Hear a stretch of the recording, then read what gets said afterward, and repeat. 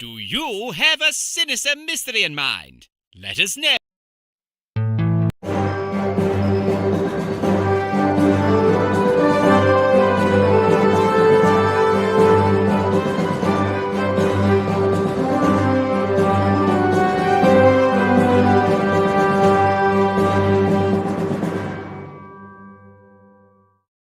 In today's news, nothing to hear, nothing to see. All is well with democracy, and the good guys are in charge.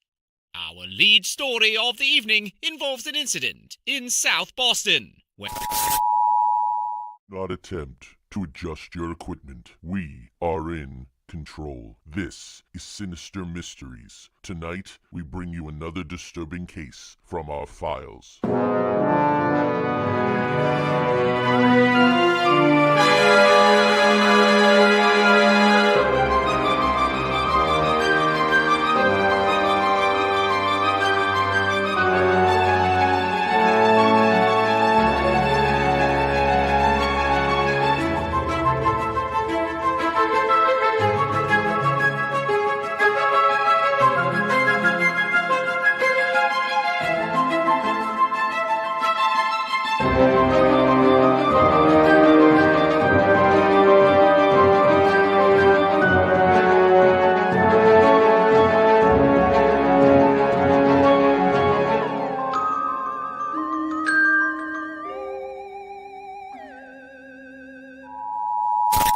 Enjoy the rest of the broadcast. I apologize. No, that's no. You look. That was exactly like how it was when on Three Beards when I would do the same thing. I would just be like, "Ah, crap! Nope, wrong one." Here's what happened. So StreamYard does local recording, and then it records us together, but it records each of us separate. So it's this giant box. So you used to hit go live, and it would go live. Now this giant box comes. It hides brand, so I had to wait for it to actually go live. So, folks, I will get better over time. Now I'm going to have to, if we have to adjust the news lead a little, we will. We'll have to see. You never know how long it takes to go live. Yeah, that's the time. Yeah, so thanks, Ron. And over there, yeah, no, appreciate. Yeah, we've worked really hard. And so I said, Joey, give the plug to our. To our music, give the plug for that. Yeah. So a young student that we know that we've talked about in the past at Berklee College of Music spent a really long time, especially on the second one. The Italians have a word, sprezzatura. Sprezzatura is making the hard look easy. That is a 40-second piece of music that took probably 10, 12 hours to compose, because there's a lot of layers, a lot of things to it. So Jay, thank you so much for doing that. And Craig, you found our puppeteer voiceover actor in England. through Fiverr is was thing through here, and I'll get the information to Joey so we can give a plug out, for like him if you guys need. But yeah, when we were set out of this thing, it's just kind of, we had an idea. We wanted something that was different. We wanted something that was distinctly ours. And so that we went through several different options. And this one, I found this one, and Joey loved it. I liked it. And we back and forth on the script. And then we sent it over to the guy. And what he does is he actually, that's his hand. He actually does the puppet. He does the voice thing, and then he puts them together, through the green screen. He does the puppet work, and then he puts the background on it afterwards. So that's all the stuff. So one of the things too is if you guys want, I was going to have Joey maybe put it up on YouTube, upload it on YouTube by itself. So that way, so that way people can see it for themselves. But definitely watch it. Stay through the end of the program, because we have, there's something at the end of the program too. We have a new outro as well. So yes, and he's sort of a Walter Cronkite type. But if anybody in the audience, as you get to know the puppet over the course of our episodes, if you come up with I'm usually good at coming up with a good name that reflects like what he is and what he represents. And please, behind me is Alienora. That alien was named by a fan of the show, someone in the chat room. So if you guys can come up with a name for our puppet broadcaster who gets interrupted by us. And Let us know. You'll see. And next show, this is going to look completely different too. I'm going to remake. Oh, nice. Yes. So this will be a remade. So we were at Disney the other day, and I picked up. They have a diffuser. It's one of the gargoyles. Oh, nice. So that's going to be kind of my centerpiece with stuff, and I have some remaking. So I'm gonna remaking. Super cool. A lot is going on. There's something that I want to tell you all, but I'll fold it into a data point rather than just talking about something at the top of the show. Yeah, things will change. They'll change subtly because they have to in the atmosphere that we're in, with AI and all. It has nothing to do with politics. It just has to do with but we'll talk about that. Hello to everyone. Yes. 50th. I keep wanting to say 50th anniversary show in the sense that if every show is an event, it's 50th anniversary, but it's our 50th show. We really appreciate the audience is growing. The feedback is outstanding about our approach, which we try to be as balanced as possible. So there you go. So and this truly, the smiley face murders. Craig, yes. I read 2 books about this 5 years ago. So I was very into it. And going back and looking at all the data again 5 years later, it's amazing how many episodes we have done that could provide an explanation for this. But this almost is urban legend, but we'll touch on those. And the Sons of Sam documentary, I don't know if anybody's watching that on Netflix, that David Berkowitz wasn't the sole killer. It was a whole network, and it ties into a bunch of things. We'll touch on that at the appropriate time there. So glad to see so many people here tonight helping us with our 50th. So yeah, we're gonna talk about, as you can see, the format is different. We're gonna roll that opening and then we're gonna come back. That's the first time you'll see us, so we don't have to go away. So Craig, I got like 4 sentences that sort of set this up. Go for it. Just to remind the audience, you and I never communicate nor collaborate on our research. We're really solid on that. So I just want to let you know, I have a couple of cases. There were 300 cases. 2 I mentioned in a little bit of detail because it's important to kind of set it up. The rest is like theories, data, this kind of thing. So anyway, the smiley face killer theory is a pattern that college-age men, somewhere between 18 and mid-20s, disappear near or drown in water after a night of drinking. So they're at a bar, they're at a social event. These are young, they're doing well in school, they're dean list types, they're very athletic, they're good looking, they're popular, all these kinds of things. That's the typology. That's really, I think, one of the most important things about this. This has been going on since 1997. By 2013, there were about 85 documented cases or tracked cases. Now there are 300. Seems to be the thing. 2 salient points before I turn it over to Craig. Missing for about 3 weeks. Dead in the water only 3 to 5 days. Sometimes only 48 hours. Very, very strange that they're gone for 3 weeks, but when they show up, there's very little bloating, decomposition. We'll get into some specific cases where we can talk about typology. And oftentimes near these places in proximity is smiley face graffiti, often painted orange instead of the classic yellow. That is the typology. What we're going to unpack tonight is the controversies, the theories. Is this really all connected? Is it random? And we'll unpack that as we go. But Craig, you want to, before I tell them about a couple of really famous cases, do you want to?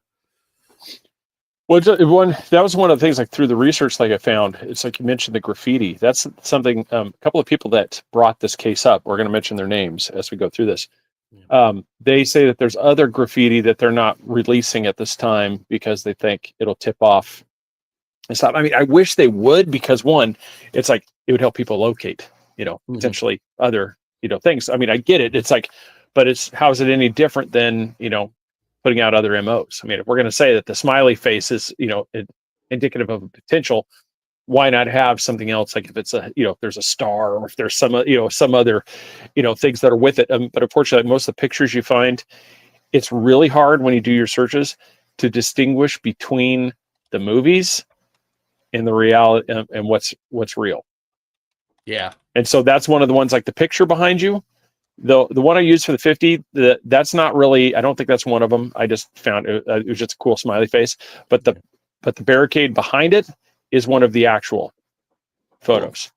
And that was one, but it was hard. It's hard to find because you get some stuff that's from the movies. And so when people do the searches, it's like, just because you see, the yellow smile, it's, I said, yeah, it's, you see the mask and stuff. No, there's nothing like this where it's, we've got video of these things. No, all we know is Bob went out drinking.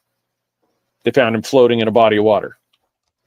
That's, that's the thing. That's the majority of, of what a lot of these cases are. There's not something where they've got a video of the person being thrown in a car, driven off, and they said they don't, so it's pretty, some of these ones are pretty crazy.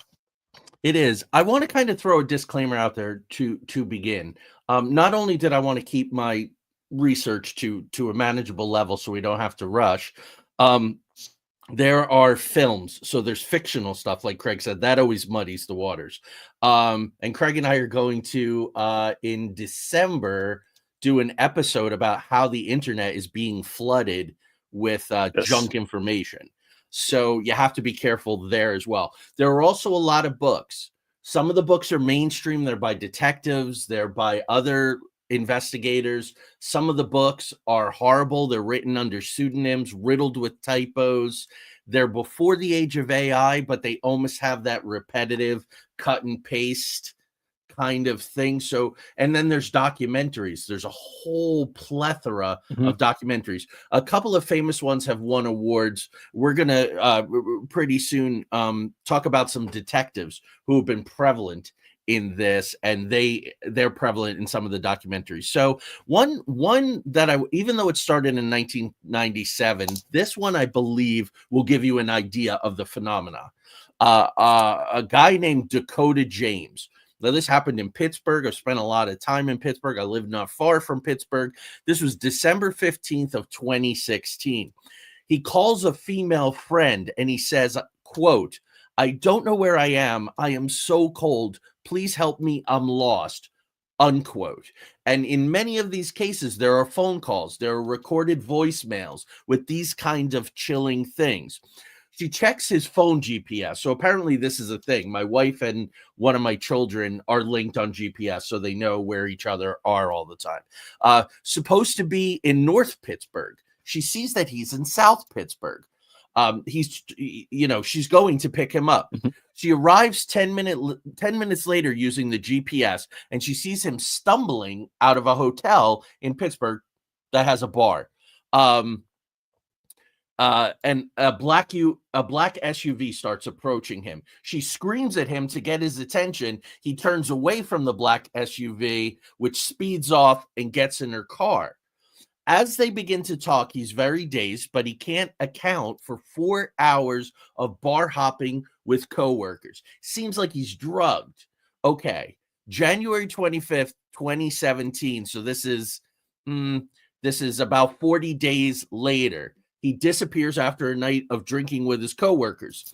He's found in the Ohio River 40 days later. He has GHB, which is the date rape drug. Craig, we might get marked for that, right? But GHB is in his system. This is to make people sleepy and forget so you can do stuff with them. We're going to have to really watch. We'll explain a little later. Marks on neck, possibly indicating strangulation. And there are 11 smiley faces spray painted on the Roberto Clemente Bridge. If you know Pittsburgh, you know the Roberto Clemente Bridge. The cops say accidental drowning, despite the fact that there is a dam upstream that would have damaged the body. So the force of the water, the churning, all of that. And there's no decomposition, even though he's been missing for 40 days. Also, 2 days after he went missing, his credit card was used. Some sources say, some people say there was a hit on his PayPal account, which could have been tied to a bank card or something like that. This is where Craig alluded to some people who are really at the forefront of this research. Detective Kevin Gannon, who really developed this theory, and he's taken a lot of heat for it, man. A lot. As a matter of fact, they tried to character assassinate him at one point. And another detective called Anthony Duarte. They're New York City detectives. They see these patterns embedded in what I just told you, similar victim profiles, the circumstances of the disappearances, and the smiley face graffiti.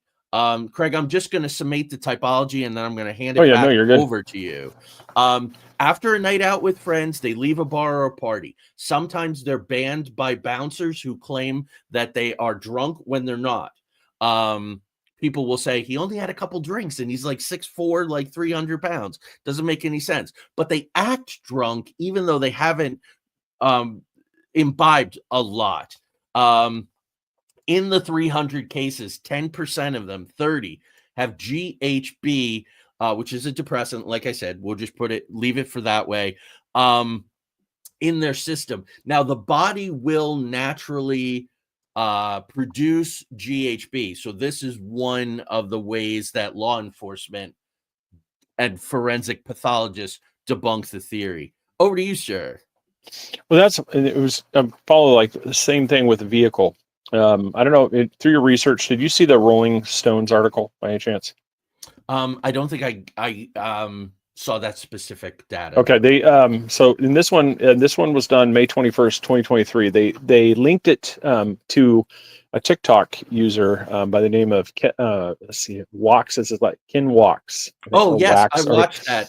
Yeah, and so it kind of it was the same type of thing like what you talked about. He mentioned that in his thing that he had a scary encounter where he came out and it's like he had somebody pull up in a vehicle wanting to just basically like hey, give you a ride, it's just like out of the blue, and it freaked him out. And so one of the biggest things from this that Kevin and Anthony, I think it's Duarte, it's like Duarte, I can't Duarte. Oh, yeah, Duarte. So one of their things is one of their hypotheses is this is not just like a possibly a singular killer, as this might be multiples. This might be a group. This could be, think like the Manson family. This could be something where there's multiple people where like that scene, like you talked about, this would be the thing, just like what they do with sex trafficking. And so is where you have the person that does the initial engagement, that'll do like the distraction, that'll do something like this as the other person swoops in and grabs a kid as the person.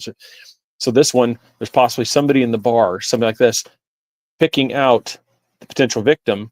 And like you said, most of these people are saying, I only had a couple of drinks. Well, if you slip in the stuff, they're going to come out like, whoa, and then they go out, the person comes up like, hey, can I give you a ride?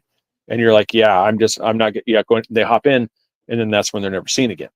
Yeah. And that's one of the things. But unfortunately, I was saying, I've yet to come across one where they've actually got video of the person being taken and swooped away. It's just most of the stuff unfortunately, is like the anecdotal story where I saw this. I saw, a friend of a friend told me that their friend was almost swooped in by a vehicle.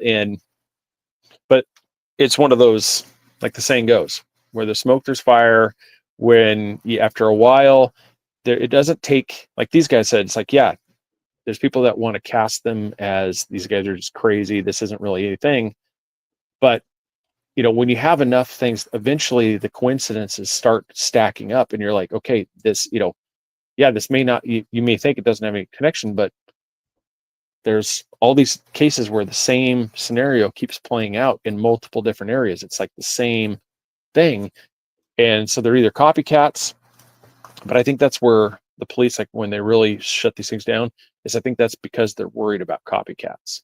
Oh yeah. And the shows we've done about serial, a lot of the times when they deny, there's nothing here, it's because they don't want information to get out, or they don't want people to start doing the claiming. Because that's one thing. I don't know if people, whenever you watch movies, you see like Mel Gibson saying when he gets up there and talks about the kidnapper and stuff, they don't want that to happen, because then you're going to have just the kooky people go like, I'm a smiley face killer, you can come over here. And it's just the drug addict, drunk guy that always is calling in the stuff. And, then it gets muddied, the investigation gets muddied. And so I found in a few of them, I think that's what it is. They're trying to just make it, they don't want the people of these areas to start freaking out.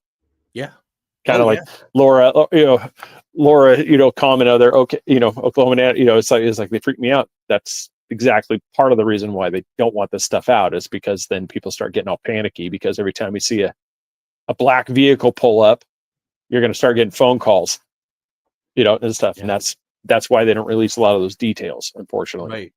Because there are clusters, and yeah, terrific. Greg, you covered a lot really succinctly. That was terrific. So the smiley face graffiti, you could say this is so incredibly ubiquitous that everywhere you look, there's smiley face graffiti. I don't necessarily see it, even when I'm looking for it. We got to put that out there. I also want to say too, Craig, moving forward, I personally think that Craig and I do a really good job of going, but we need to tell you this about this data. Or we recently had our only two-part episode taken down by YouTube 3 days ago. And we were really painstaking about giving background of the people involved. But the AI algorithms are not seeing that. They're only seeing certain keywords. We were actually accused of inciting violence and perpetrating conspiracy theories. So it was weird. The appeal took all of 7 minutes to turn us down. But anyway, so tying this to larger things, like Craig said, and that's what I was finding out in my research, is reminding me it connects to a lot. Truck driver and railway serial killers, where there is no MO, there is no signature. It's completely random. They think there might be, and again, where do these numbers come from? We don't know, but a network of 250 to 300 truck drivers who engage in. Now, I will say that I talked to a truck driver once who, he's deceased. I think this is okay. I'm not going to name names. He was going down the road and he picked up a dude who had some very potent drugs, and they did them, and the guy wound up dying. He left him at a rest stop because he didn't want to get involved. That's different, but trucks late at night, random person. Okay, so let me give you a little more cluster data here. La Crosse, Wisconsin is a cluster. Pittsburgh is a cluster. New York City is a cluster. Boston is a cluster, with the TD Garden being a cluster within the cluster. Very interesting. 33 cities in 11 states, mainly the East Coast. But like I said, it's Michigan. Chicago is another really big one. Now, Chicago is a notoriously violent, dangerous city, even more so when these clusters jump back up and started happening. Those of you who are familiar with David Paulides' Missing 411 work, which is exhaustive, documentaries, I think at least 5 books about national parks, really weird stuff. You can apply a lot of those kinds of things. I've never done an episode on David's work because he does it, but it's very, very cool. Their phones and wallets are often found well away from the body. Sometimes their eyeglasses are taken off and placed very carefully. This is a parallel with Missing 411. They're often found where upwards of 1,000 people have searched in the weeks that they've been missing. And it doesn't account for tidal flows. It doesn't account for upstream, downstream, all of those kinds of things. So that's some of the other stuff. I want to give you guys another case that Gannon worked on because it ties to a second one. This was April 7th, 1997. So this is sort of the suspect 0 or case 0. This is the one that really touched it off. The young man was 21 years old, and his name is Patrick McNeil. He was missing 8 weeks after he went missing from a bar. He appeared to be heavily intoxicated. Craig, I believe that there was some CCTV on this one. Yeah, that's witnesses. No, go ahead. Go ahead. No, I was going to say that'd be cool. I asked you something, and then No, I was looking forward to hearing about this one because, as I said, the ones I looked up, I was like, I could not find anywhere that actually had like video of the person being taken. Yeah, no, not being taken, but sometimes you'll see them come out of the bar and they're kind of stumbling and look disoriented, or city cameras will show them I mean, some of these people walk 4 or 5 miles in cold weather and go in the opposite direction from their house. Witnesses report a car driving slow behind him, and this is shown up in a bunch of cases from witness reports.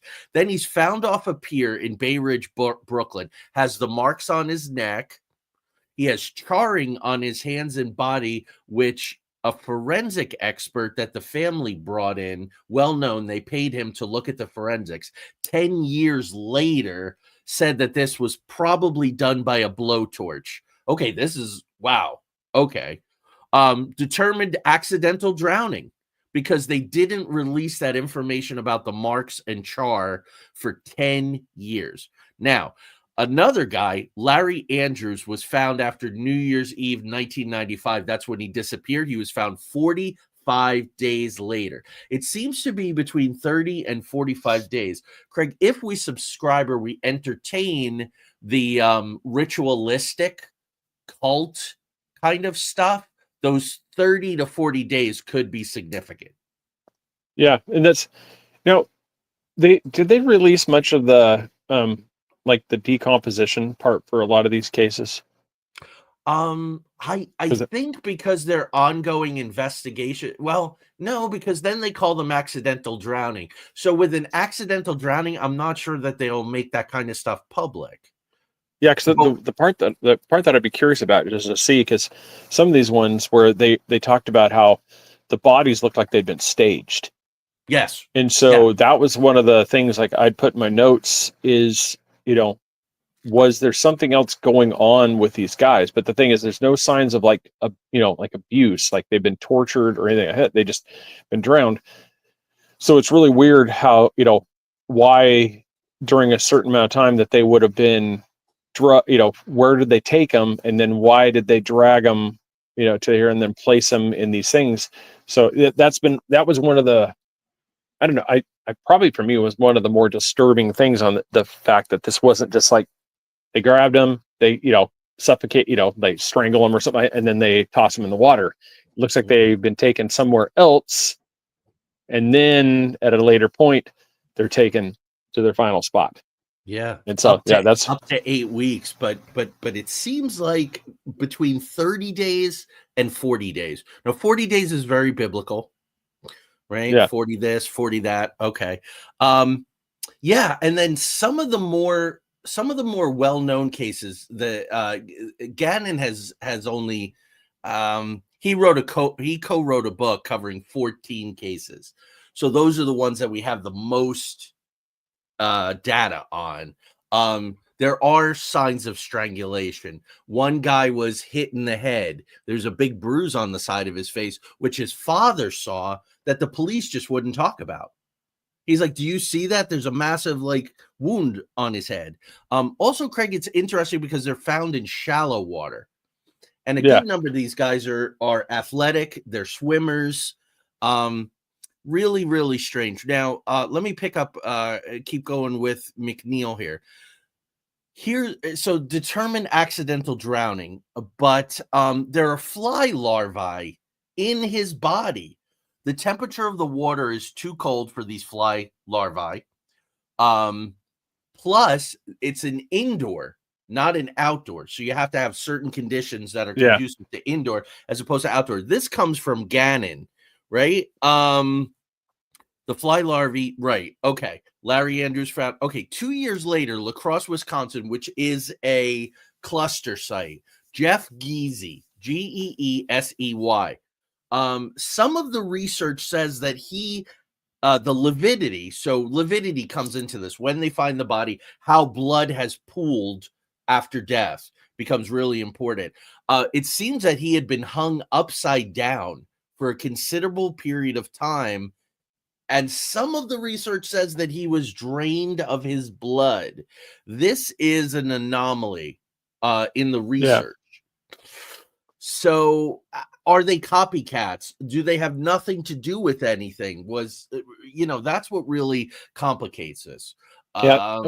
Real quick, Yeah. Laura also made a comment, and that was one of the, you were talking right there, I was thinking, what if this, and this is just a what if, people, this isn't through the research, through some of the other shows that we've done, what if this is one of those things these guys are taking, and it's not so much that physical experiments are done as the mental type thing, because you can be given the psychedelics, you can be given this stuff, and you could be basically at that point, you've got free guinea pigs. Yeah. The guys are missing. There, nobody knows where to look. You're not there, and then all of a sudden, like you said, once you've gotten to the point you could do all the stuff, then you're like, okay, we're done with them. And then, because that would go to the one guy hanging upside down. Okay, what does the effects happen if we hang somebody upside down for a certain amount? I said, apparently they die. Yeah. That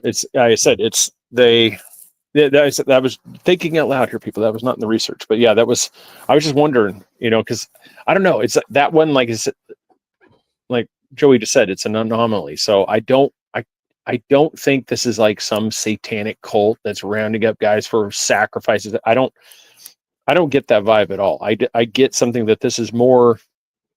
I would be more apt to say this could be like the MK Ultra type thing where people are taken, they're taken somewhere, there's something done to them, and it's easier to do all right, guys, once you dump the bike, like the marker, and then the guys hop in the van and they drive off. Right. You can find them on Facebook, and oftentimes when things are controversial, more people look at them. You can find them by searching Montauk, Montauk. On my Facebook or on the Into the Outer Realms. That was our double episode. Craig and I did 3 hours on that. And I can tell you probably 10 incited violence the entire time. Research I did, but that is that kind of thing. That is the MK Ultra kind of hold them, dose them, expose them to things, psychological experiments. And of course, when you're dead, they don't know if you're crazy. If you went dead crazy, men tell no tales. Right, that's exactly right. So let's see. Chris Jenkins, Minneapolis, 2002, death ruled an accident, but it was reclassified a homicide. In a very low percentage of these cases, they have been investigated as homicides, unsolved. So no one has ever been, that we know of publicly, has ever been arrested. And yes, this was the dude that killed this person that actually looks like a smiley face killer thing. Craig, you mentioned about people claiming, so occult groups. There was, let me see here. Yes. So with the Chris Jenkins case, a prisoner told a cellmate that he took part in that. But everywhere from the Manson family to these prison confessions are sometimes not reliable. Somebody just wants to be seen as cool, scary, a hard guy, Well, yeah, because you're going to have that hardline reporter come in and they want to interview you, and now you've got all this attention, and so they're who's going to be able to dispute the fact that because you've got some of these details. And did you see the one about Dakota James? Did you see that? Did you look into that case? We opened with Dakota James. No, but did you see one of the details about where they think that his body had traveled over 10 miles and even gone through a dam? Oh yeah, that's what I said. Like there was no damage to the body, that must have came past the dam. Yeah. Yeah, I didn't. I was like, it was through it, not past it, but through it. That's why sorry, it must have cut out. I didn't catch that part. Yeah. No, I apologies, people, for rehashing. April 2009. Gannon is okay. So Gannon now for 12 years has been investigating this stuff. He is putting out a book. All of a sudden, while he's investigating the case of Daniel Zamlen, Zamlen, in St. Paul, Minnesota, he's accused of sexual assault by a college student, that he assaulted her in his car. This high profile, everybody's looking at this guy because they want to debunk him. New York City detective takes time out from investigating another smiley face to do this to a girl. It's dropped insufficient evidence. But Craig, I say message delivered, right? Mm-hmm. Yeah, you're getting too close. And yeah. stop. Yeah, the X Files. Yeah, the X Files. Movie has one of the best things. It's like, somebody knows I'm talking to you. What was it this time? Kitty porn again? Yeah. Yeah, and it's like you said, it's the same thing. It's like they've got an MO. It's like they roll out, and they're going to roll out these things to discredit the people, and that makes me wonder. It's like I think that's part of the one, like why I always kept rolling back to where I feel in my gut, and it feels more like it's a program related than just random people driving around, like truck drivers just randomly stopping in at some town and picking out a victim and taking them to the body of the water. This feels more like more like it's trying to make it seem random than it's just random selection. Like this is just one of like, okay, make sure that you make it, don't make it look obvious. So that really makes a case then that the smiley faces may just be so ubiquitous, or people go after the fact to try to link them. Like there aren't like carbon dating or, like how old is the graffiti? How fresh is the graffiti? There are messages too, and I don't want to go into them because I didn't find them in enough pieces of research to corroborate them. But about vans and God and blood prices, blood, paying in blood, that kind of stuff. And that's kind of falls on that thing where it's just, and that'd be the easiest thing too, is to try, distract, the magician's hand thing. It's like if you put, if you put the pentagram next to the smiley face, all of a sudden everybody's like, ooh, satanic angle, and they go off this way. Meanwhile, like I said, it's just a nondescript government van, and they're offloading another, like I said, spray, do the spray paint. I'm with you. It's really hard to hide your 18-wheeler and go rent a van, and you're absolutely right.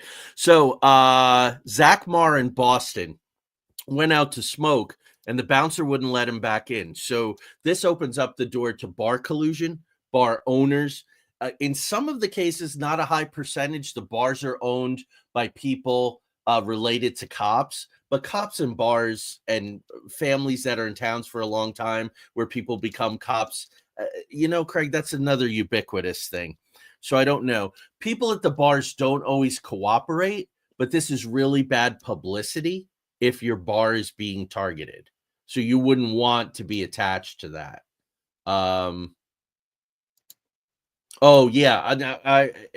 Craig, have you found more than one case of that? Because I only found one case. No, it's just just like it's kind of like how everything. All you have to do is just the one time, and it just goes it goes crazy. Everybody's like they're looking for that angle now, and that's where it's that term muddying the waters. Because once it happens, it's just like everybody knows if you're in a clear water and all of a sudden you step in it, it muddies the waters. That's what it is. It's just that I wouldn't be surprised if it was something like they occasionally just do something like that to detract and just send people off in a tangent, and then they miss the critical pieces that they could be watching.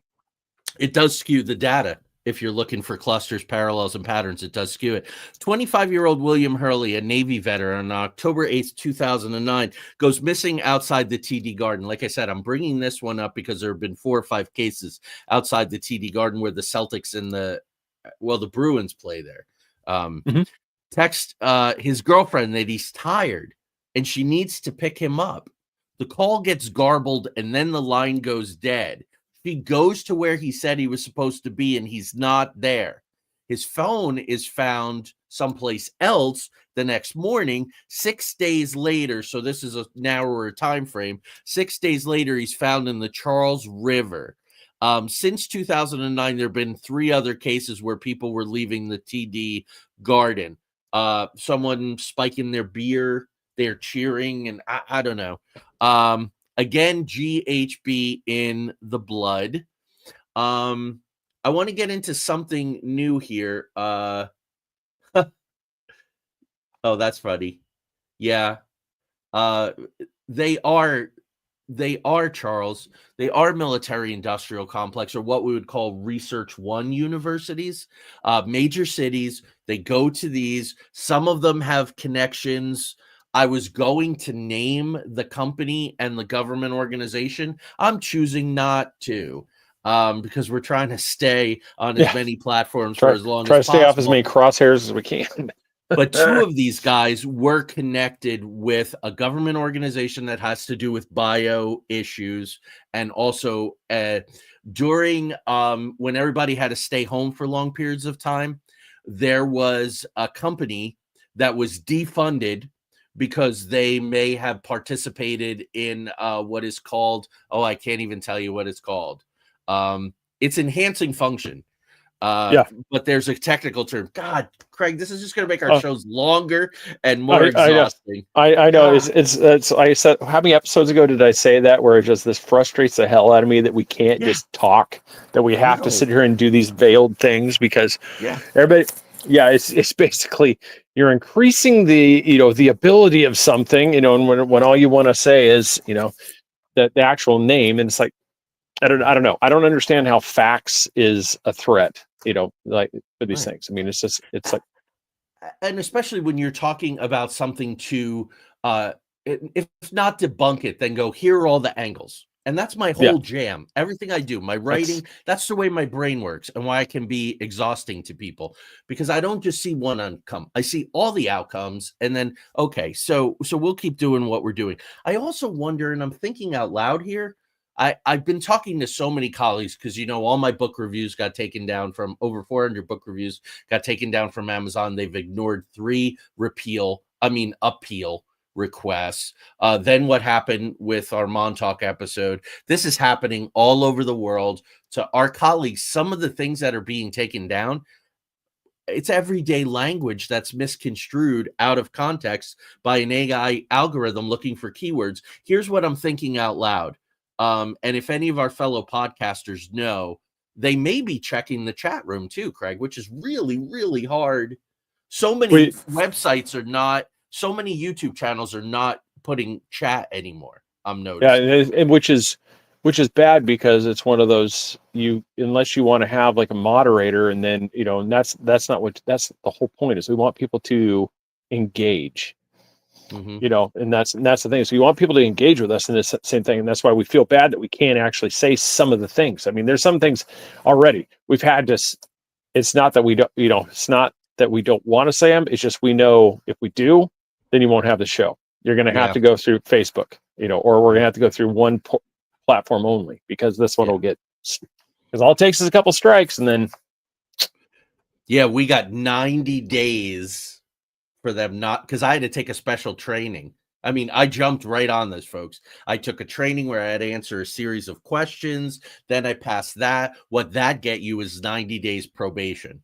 That gets you 90 days probation going through their training program. And like I said, so many of my colleagues who don't do the work that we do are doing some very spiritual work. Someone got a video taken down because they were talking about wars in the Bible.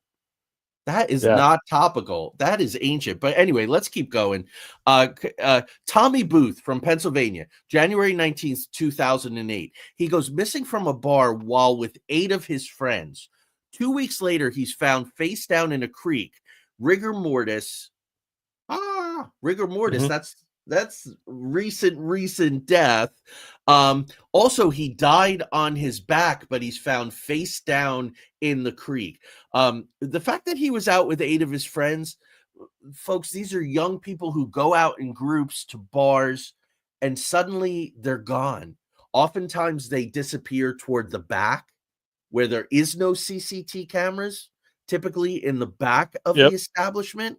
In the case of Tommy Booth, there were 2 smiley faces on the back wall of the bar where he disappeared from. There are also cases of interrupted calls, of people calling 911. I read one case. This is the chiller winner. 8 minutes into this very panicked call or voicemail or whatever, you hear a voice go, "Stop it." Cold, emotionless. Stop it. And then screaming begins. I'm getting chill. Like literally the hackles are going up. And that's kind of where it's like, it seems like he was probably, that's where it almost seems like the research side, like that kind of like, it seems like something like a psychological torture seems to be the MO, and which would be, there's, you know, and that's one of the things, like with a couple of shows that, you know, I had done on serial killers too. And it's one of those, I don't know if there's been too much, if there's been too many cases. I'd have to, that's one of the things that would be a great, you know, question for him would be how many people have done like a psychological, you know, torture before they kill. Yeah. Because that's one, you know, most of the one is like physical torture, you know, they're brutal, you know, they're brutalized, you know, then, you know, they're killed. But there's not, I don't know if there's much where it's like this line where there's the psychological side to it. Because that would be one of those, the guy's clearly freaking out, which means not being tortured, because obviously how do you get the phone? You know, so you're not strapped to some like saw. So there's definitely some aspect where he was able to get a call out, and then to have a cold, really non-emotional thing, stop it. Yeah. You know, that's, I said, that's right. Yeah. And that, because back to what the guy you were talking about too, that Tommy Booth, you saw the part where it looked like his body had been staged. Yes. With the sticks. Yeah. Yeah. And is this a form of jazz where you replicate and then add your own thing? That's what I think also makes it. So lest anybody think that we are talking ancient history here, post everybody staying home and watching TV, catching up on their reading and stuff. From late 2021 to 2023, there were strings of these. Toronto had a bunch. Vancouver had a bunch. What's interesting in the 2021 to 2023 cluster is it's not just Caucasians anymore. Asian, African American, Latino, you name it. Whereas the initial clusters, so are these copycats? Are these people who are watching the documentaries, reading the books, watching the movie? Chicago had 5 cases in 21-22, then 4 more cases March through June 2023. But Chicago crime in general has really exploded in recent years. All of the victims, though, wound up in Lady Bird Lake. That's the Austin, Texas cluster. So let me see here. 6 cases in Austin, all in Lady Bird Lake since 2022, all on Rainy Street bars. But if anybody knows Austin, that's the big popular cluster of bars on Rainy Street. So summer 2023, the Mirage Music Club, two guys, both 27, 45 days apart, are found in Brooklyn near Newton Creek. So the Mirage Club is in Brooklyn, then they're found in Newton Creek. Craig, I want to use the rest of the time, and you've touched on some of this stuff, but the rest of my notes have to do with possible, what the hell could this be? Yeah. And I want to introduce, I'm going to try and go real careful here, but like, what the hell are we doing, really? Copycat or ritual overlap is on July 23rd of 2023 on Martha's Vineyard. In the evening, a chef named Tafari Campbell died in 4 feet of water. A guy who was an avid swimmer, who was an avid boater. Does that name ring a bell for you? Whose chef he was? Tafari Campbell? If I'm not mistaken, was it the initials BO? Yes. Barack Obama's? Yes. Yep. Well, there you go. You did the initials, but then you said we're not going to be contained. I don't know. This is it's a lost cause, man. I had to help people. People would be like, "Who?" And I'm like, "Yeah, we got to say it." I mean, it's one of those. It's a well-known case, because it's like it's not some conspiracy theory of what it is. It's just no, his chef, you know, died. I mean, I said you look this up. They can say this is not attributed to some conspiracy theory. This happened. Well, yes and no. Well, no, I'm just saying the facts are he died, so that's not some conspiracy. Yeah, so that's not the conspiracy theory that one of Barack Obama's chefs died. No. He died. He was paddleboarding. He dies in 4 feet of water, even though his social media was full of, look at me swimming, look at me boating, look at me doing all this stuff. Why do you go paddleboarding at night? Just a couple things real quick because we can't help ourselves. There are photos recently after with band-aids on Bio's fingers. Mhm. Also, there is a photo. Supposedly, they were out of town when it happened, but there is a photo of the daughters getting on a plane. And some people say, well, where the daughters were, probably Ma and Pa were. Anyway, why am I telling you this? Because it's 4 feet of water. This could possibly be an MO at the government level. Because in May of 1996, there was a CIA director named William Colby. And Colby really wanted to out a lot of things about the CIA in 1996. Think about this. This is Clinton. This is public apologies, Tuskegee Airmen, new era of transparency. Anyway, he drowns in a canoe on a lake near where he lives in Virginia. I found this just this morning, Craig. He had warned Senator John DeCamp, who had written about the Boys Town being a front for a lot of ugliness. He had warned him not to pursue this stuff. He said, do yourself a favor. This was prior to his death, obviously, but in fairly close proximity to his death. He said, do not look into this involving young people and horrible things and high level. Don't do it. Don't do it. And then he winds up drowning too. So, okay, we said that. One of the victims, Avin Sharma, was coming out of a BDSM bar. So there's a tangential link to kink culture.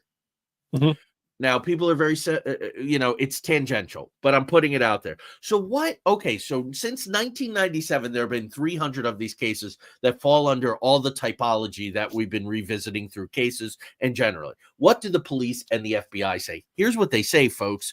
Accidental drowning due to alcohol, unfamiliar environments, and impaired judgment. In 2008, 11 years after all of this started, the FBI issued a statement that said nothing to see. And, Craig, next week I'm doing a solo show, an update on disclosure. And of course, I watch these House hearings on disclosure and they talk to whistleblowers and all this kind of stuff. There are so many parallels in the sense of nothing to see, nothing to see. I assure you, there's nothing to see. Arrow spent all that money, millions of dollars, and said, we find no evidence, blah, blah, blah. NASA, all these people. It's interesting. Guys, definitely tune in next week. There's a lot of cool stuff. There was just a hearing yesterday that was amazing. I'm even rethinking Lou Elizondo, who I've been skeptical of. But he did a really good job. Is that the one about the USOs? That's part of it. They do talk about the USOs. Absolutely. They have some crazy footage. So tune in next week, folks. I think you'll dig it. Smiley Grace Fafiti is a coincidence. It's a common simple. Forensic experts say that the cases lack definitive evidence of murder. That's what you talked about, Craig. Like what's been going on 30, 40 days because the bodies don't. Yeah. And Joseph, I wish I had that clip to play right now because that is actually true. Oh, right on. Yeah, there you go. Let's see. So the forensic experts too are saying that all the markers are consistent with accidental drowning, but they're not. If they've been missing for 30, 40 days, and where the hell were they? Yeah. So that's the thing is because the bodies after 30, 40 days, those are going to be massively decomposed. Yeah, they're going to be bloated. They're going to, that was part of the case. Like they said a lot of these things where what the official story is and what you're actually seeing, they're not lining up. And that's the part where it's weird. It's so that they're onto something because of the fact that's the big thing. It's like it's the what is what is it?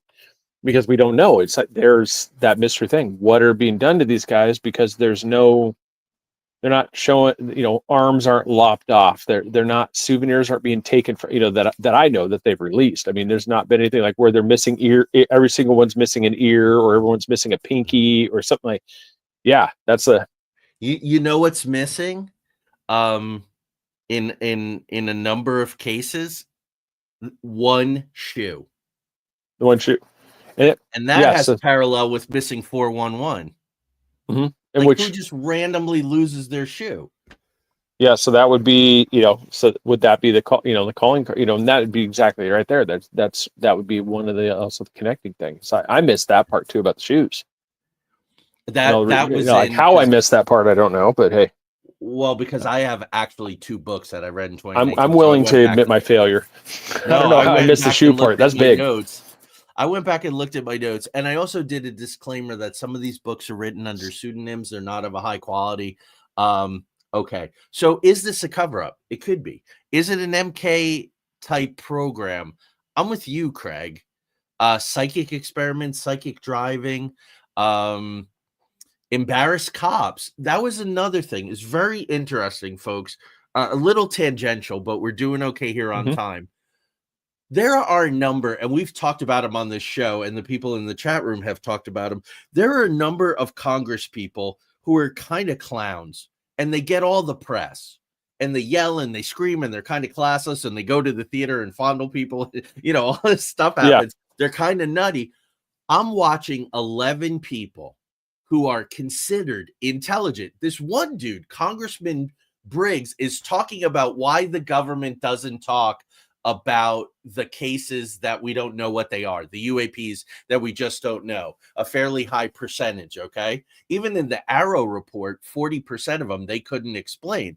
And he's talking about Lacanian theory, all this advanced philosophy. We do not see these serious, intelligent, considered people on TV. And it's a shame. It's a shame. I just want to say that. No, and that's for me. It's like I said, I think we've talked about this before too. It's like for me, one of the biggest things is I honestly think a lot of the stuff like the UFO and the USO things, there's a really good chance that this is like the underwater ones, DARPA all the way, that these are DARPA projects. Could be.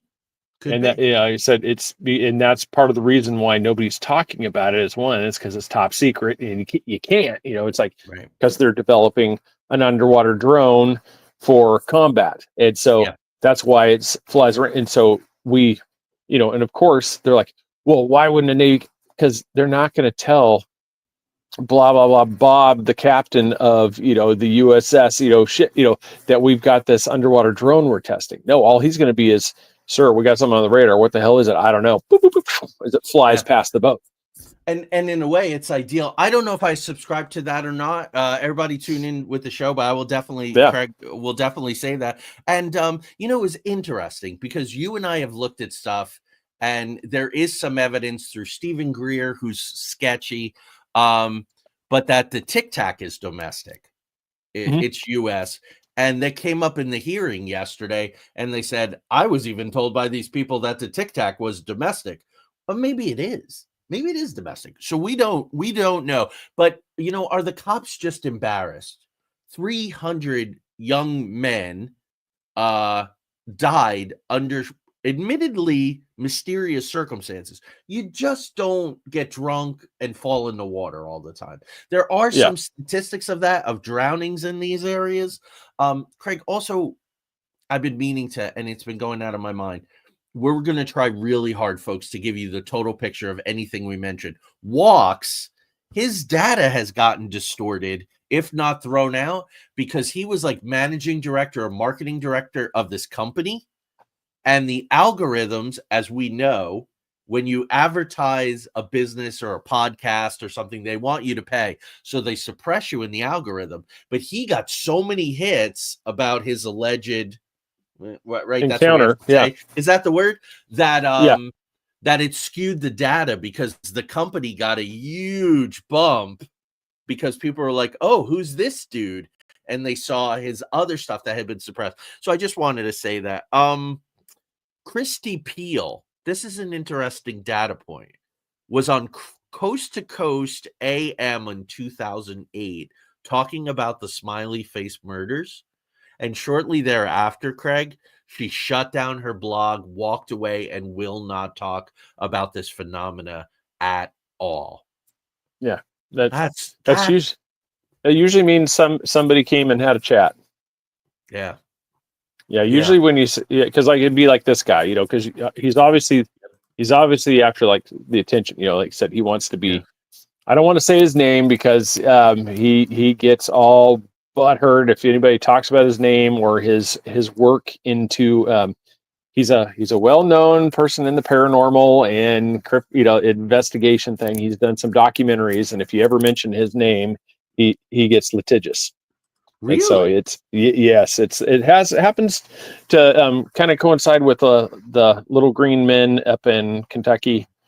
Oh yeah. Oh yeah. Oh yeah. Yes. The name of the town starts with an H. You don't want it. So it's one of those things. So there's like people like this, and you gotta be careful, but it's just one of those, I don't know. It'd be like if he just suddenly just dropped off, like quit doing it. He said something, somebody came talk to him, because there's no way he's just walking away from his baby, everything that he's building up and stuff. And that's kind of like what he was saying about her. It's like for her to just suddenly just go off the face of the map, that usually means that you got a visit from, whether you want to call it the little, Men in Black, or whoever. It's just somebody came and had a chat of why this is an offer you can't refuse. Yeah. Does this person, Craig, have a whole series of documentaries? Yes. Yeah. Here's my rating on that. Having been very close to a lot of the subjects that they cover in their larger research. Yeah. I know a lot of people have drank the Flavor Aid on those people. Yeah, and that's one of those things. It's just, I know it's like the minute you say his name or mention the documentary, it just goes on. It goes on the radar, and then it's just it's one of those things. It's just for everybody's benefit if you just don't just leave it alone. Yeah, and it's not worth your time. It's really not worth your time. So here's interesting. Just a couple of cultural things, real quick. Alan Moore in The Watchmen has a Uber villain called the Comedian, and the smiley face is part of the comedian's Uber. Also, Fight Club, which who was it? I forget his name. Oh dang! Hold on, just 1 second. What the heck is his name? Oh, Moskowitz. Congressman Moskowitz was talking about the UFO stuff, and everybody's like, we can only talk about that in private session. We can only talk about that in private session. We can only talk about that in private session. And he goes, it's like Fight Club, man. You can't talk about Fight Club unless there's a Fight Club. And that was a cool reference. But in Fight Club, the smiley face is hidden. You have to find it, but there's a smiley face. Wouldn't that show like what you've talked about before about the predictive, programming? Oh, yes. Well, yeah. Where it's because that's always been the theory out there. It's like for some of these behind the scenes thing, it's like in order for them to do it, they have to announce that they're doing it. And it has to be talked about in some way, which is, for me, it's weird, is how you want to remain secret, but you have to talk about it in order for it to take place. So it's one of those, it's like, who do you have to announce it to? It's like, is there something behind the scenes where if you don't announce it, it can't become an official act? I don't know how that works, but yeah, so it'd be kind of funny if, funny's a terrible way to put it, but it'd be really interesting if you start seeing like in some of the movies and stuff, where if you see something like that, and then like a scene or so afterwards, something happens. Yeah. And you can also use it to muddy the waters, right? So a lot of the, like you said, now because there have been films and such about the smiley face killers, when you do the research, you can't tell what's fact, what's fiction. You came up with such a good idea today to talk about how the web is just flooded with AI junk and false information. And I'm going to give credit. There's her name's Ashley Hill. She's one of the friends. She's Ryan Trimbley. It's like it's a friend of a friend type thing. We had her on the show too. She brought that question up, and it's like I saw that, and I was like, "Ooh, that's a good one." And then that's when I mentioned it to you. It's like, "What about this?" And so, we're going to do a show on it. Yeah, it's very topical. AI is populating the internet at 8 times the rate of humans right now. And I bet you I bet you when we do that show in the middle of December, that number will have gone way up. Yeah. Because you don't know what you're looking at. The AI, half the time you go, is that a picture of a real person or is that AI or? Oh, they're making stuff like somebody just did a video, and they took when Joe Rogan interviewed Donald Trump. They took that video and they completely edited parts of it to show Donald Trump telling Joe Rogan that Elon is from another planet and that they do this. And they took all these clips, and when you actually watch it, it actually looks like he's like, yeah. And then when the aliens come in, the beam comes in. He's saying all this stuff, and you wouldn't really be able to tell that this wasn't actually the narrative that they were discussing. And that's how these things they're getting really scary, is because, like I said, those are AI generate. These are ones that are being created, and people are making such good, these good fakes that there's going to be a lot of people that, if you don't do your research, you're going to fall for it. Yeah. Yeah. And it's this. Yeah, very much so. So, guys, Craig and I both agree that there's probably nothing to see here, but it's interesting. There's an author named William Ramsey, and just last year he put out a book on this. So it's very, very topical, and it goes into a little bit of the government kind of stuff. According to his research, there is a group called the Order of the Nine Angles. Now, this Order of the Nine Angles started in England, migrated to the United States. They use the smiley face. There's also the Church of Set, who's Michael Aquino. We did an episode on Project Monarch. If that remains up, it will be a miracle. Yeah. So you might want to get it, download it, watch it now, do something. Yeah, save it as a souvenir. Sacrifice lesser men to create a Superman as part of initiation. Now, this is the Order of the Nine Angles. Let me read that again, Craig. Sacrifice lesser men to create a superhuman as part of initiation, meaning the group, the Order of the Nine Angles, is trying to create an Ubermensch, a Superman. And these lesser people have to be sacrificed. As a matter of fact, this guy, William Ramsey, has got his hands on a how-to manual. Go to another city, avoid CCTV, do this, do that. Blah, blah.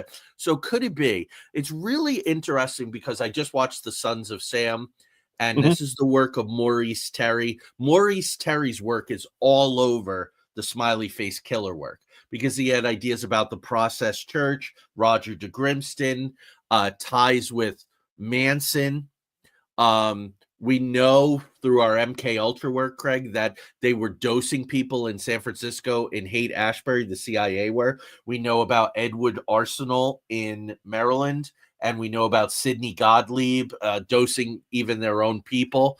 And also an interesting thing from Edward Arsenal, they were having prostitutes dose military guys in bars with LSD.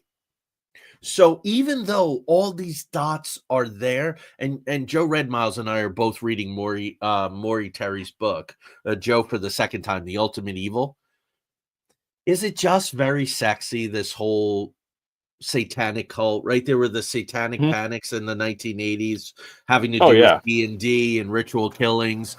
The Manson connection, Anton LaVey. Yeah, go ahead. That's satanic. Oh, that was part of it too, because it's these are supposedly the Jewish symbol for 6, so it's 666. Yeah, and not the monster claw. So of course it's 3, so it's the mocking of the.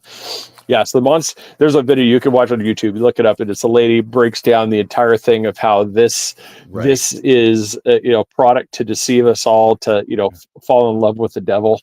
I'm like, no, it just keeps me awake, and I like the ultra sunrise flavor. Plus, I actually think that subliminal messaging is much more powerful than non-subliminal, than being totally obvious, right? Like Satan's blood. Oh, this must be turning people into zombies. No, they probably would have called it something else, like Flowers of the Moon or something. But it would. They're not going to be as blatant as the Stranger Things. It's just, I'm gonna Hellfire Club. I'm going to put a theory out there, Craig. That's my theory. Do you remember, it was probably 3 years ago, maybe 4, where there was all this CCTV or phone footage of somebody would be walking down the street and someone in a hoodie would approach them and punch them in the face. Do you remember that? Yeah. Yep. Audience, if you remember that, chat room folks, are Mysterios, I believe we call you. Yes, Mysterios. What if these are gang initiations, Craig? Yeah, What are your it gang would initiations? make more sense than just a random, just walking up and punching somebody. I mean, because it's like, why did Rick Moranis have to get punched? Type of thing. It's these type of things. It's like, why, just why such a random act? And I would be more willing to jump on the thing that this had to do with some initiation type thing over just, That's what it feels this will be funny. Yeah. Cause it's, yeah. Here's a little factoid, and I'm connecting dots here.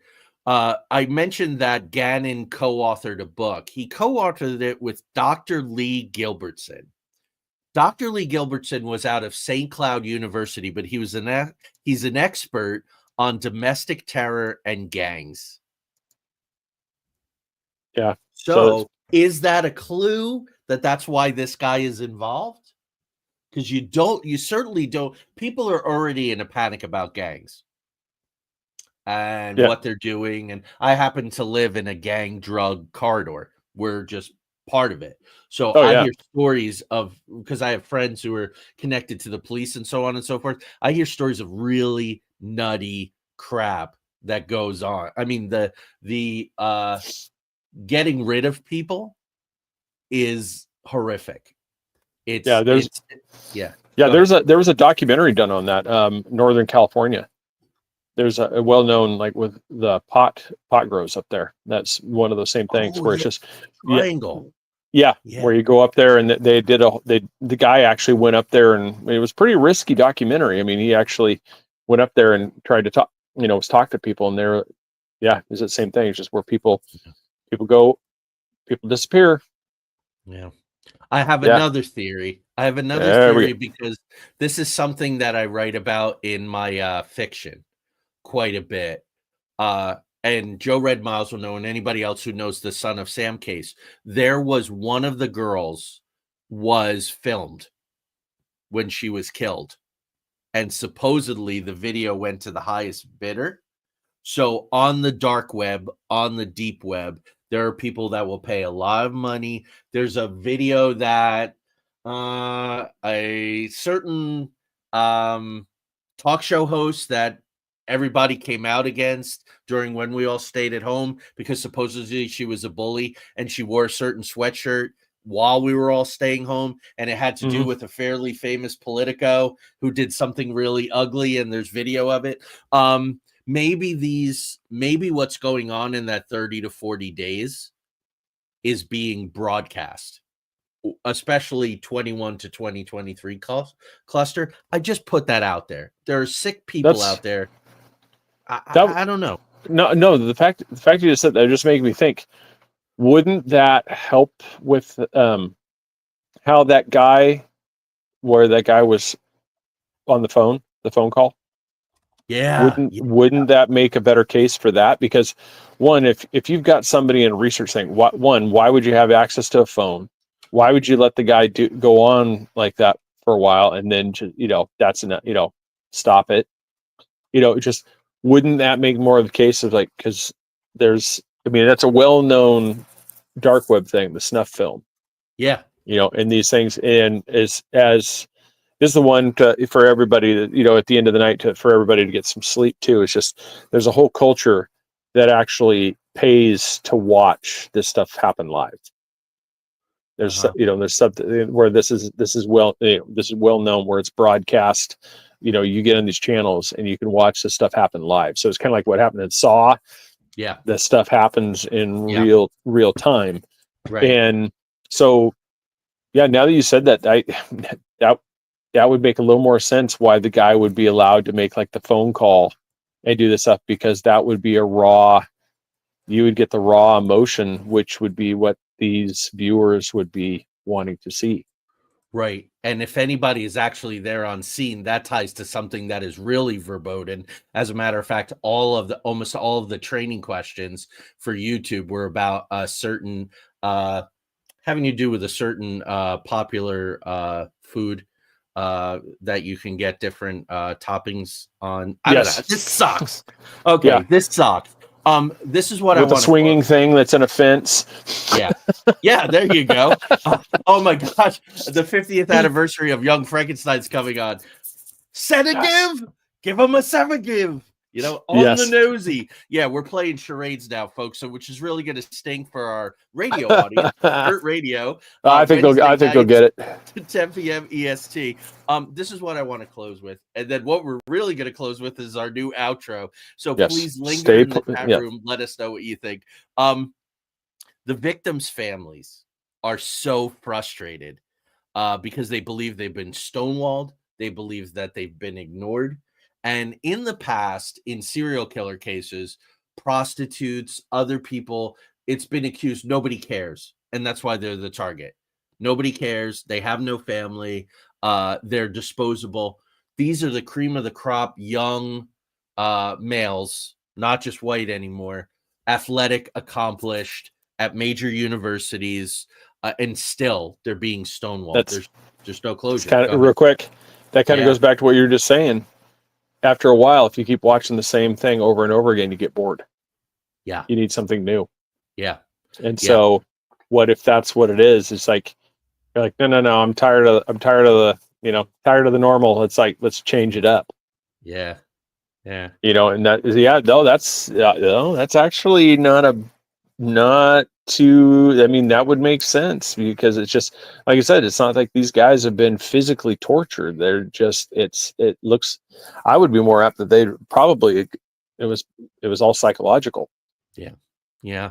That's where I'm headed to. So folks, watch those MK Ultra episodes. If we think of other ones that may go bye-bye, we'll let you know. But if you think of something else, there's going to be somebody coming up here in a second that's going to ask you a question, and you need to follow that direction. Yes, follow that direction. So, thank you for turning in for the 50th anniversary, as Joey says, the 50th episode.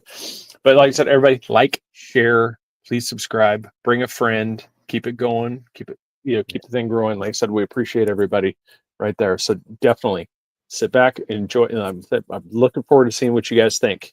So watch the replay again so you can actually see the intro, and we're also going to post it up there too, so you guys can see that as well. Yes, I will tomorrow. I will put both of them on YouTube. So just look in the video section at Every Day is a Story or Joey Media's YouTube. And I'll eventually put them on Facebook too. I'm going to wait for now. So good night, everyone. Thank you. Good night. And here's the new outro. Do you have a sinister mystery in mind? Let us know by sending us a DM or comment in the chat. Don't forget to like, subscribe, and hit that notification bell. Till next time, stay mysterious.